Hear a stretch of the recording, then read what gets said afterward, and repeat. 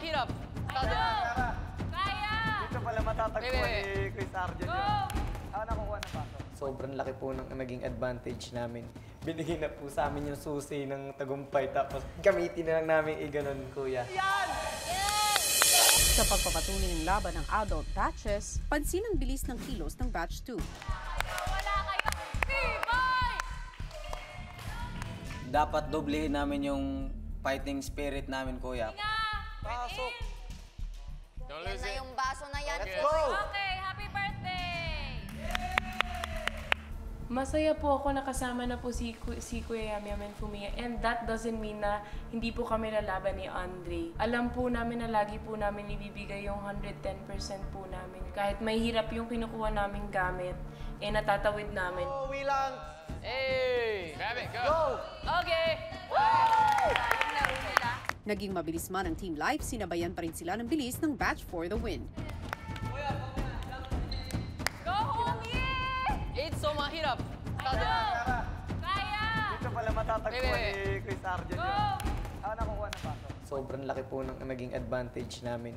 Binigyan na po sa amin yung susi ng tagumpay tapos gamitin na lang namin iganon, kuya. Yan! Pero ramdam na ramdam ko kung wala po kaming advantage, napakaganda po ng laban. Alam ko po, kayang-kaya po namin yon. Sige. Yay! Go, Doe! Ay, sakit. Tama. Tama, baby. Bumubo ka. Go, Doe! Let's go! Yum! Yun! What happened? Wait! Yeah, come on, Yay! Hanggang sa itinawid na ni Kiara ang huling gamit ng batch 4. Let's go, Kiara. Kuya Andre!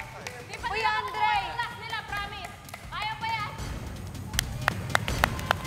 Go, Homie!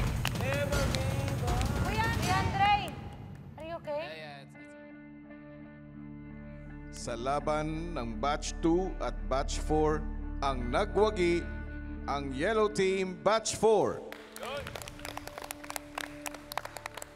Ibig sabihin, ang maghaharap sa ikalawang bahagi ng Pinoy Big Batch Bakan para sa ika-6 na trono, ang Batch 4 laban sa Batch 1.